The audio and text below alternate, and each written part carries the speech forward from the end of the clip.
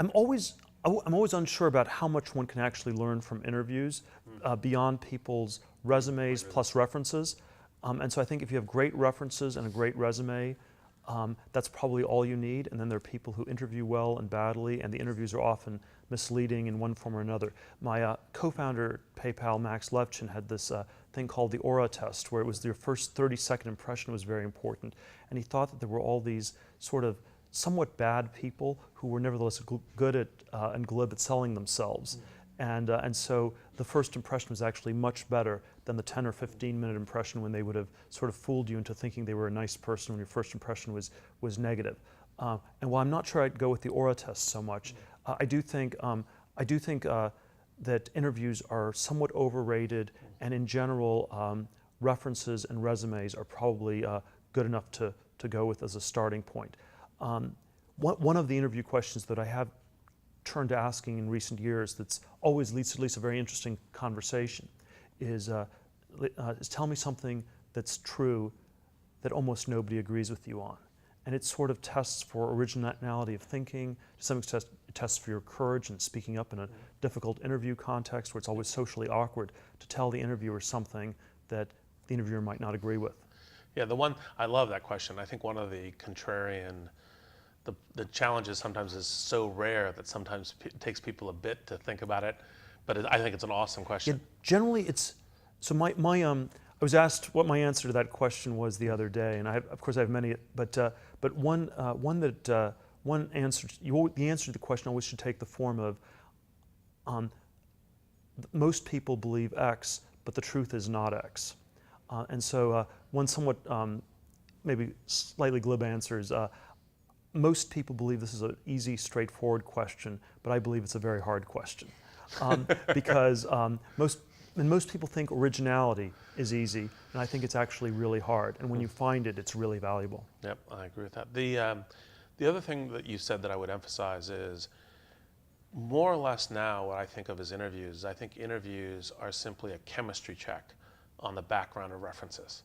That the references are by far and away the most dispositive information about, does someone really, are they capable of doing amazing things? And it's one of the reasons why, as an investor, I almost never meet with anyone that doesn't come to me through a reference, because it's so dispositive to, is this person actually going to be able to, run the slalom course, navigate the minefields and everything else in order to make it happen? And it's, someone could seem perfectly impressive within 30 to 60 minutes and still wouldn't have the right characteristics. Do you think that the world's become more networked in this way, where, networked is sort of linked to using references as opposed to tracked achievements? I think not only has it become more that way, I think it's becoming more that way at superlinear speed. Because I think that now, it used to be very difficult to get network information, a network image. Now, actually, we have all kinds of ways to try to get better information from the network about a person, a company, a transaction, that sort of thing. And I think that now becomes, one of the things, I don't think you went to TED, but one of the things I gave as a TED talk was that we now need to have a concept of network literacy as fundamental in terms of how do people succeed. It's kind of like as fundamental as a word of literacy, as search literacy may have been a decade ago. We're heading towards a much more transparent world. People are often nervous about it because I think privacy is being lost. On the other hand, it's a more open world, and so there's some good and bad things about it. One of the things that strikes me as very good about this increased transparency world is that I think there's certain types of bad actors that will find it much harder to get away with it. So you have sort of, a disturbingly large number of politicians and business leaders are sociopaths and psychopaths. The number is something like 30 to 50% are borderline really bad people. And I think you can get away with that in a world where you jump between places and people don't really know who you are, and where things are very transactional. In a world that's more networked and more transparent, I think that's going to be much harder. And I think our society will be dramatically better off when there are fewer people in leading positions who are sort of borderline sociopaths, borderline psychopaths.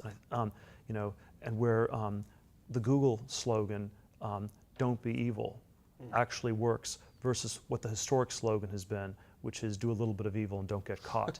and I think we're moving away from that world. Well, I think I agree entirely. And another way of putting how the networked world is better is not just the transparency and is not just the dynamics of how the reputation follows you, but it's a solution to the classic game theory prisoner's dilemma, right? Because the whole notion, this is, when you look at all the different simulations, the Axelrod, tit for tat, is all if there isn't any reputational information, then you do each transaction with no future impact in terms of how your community, how people treat you.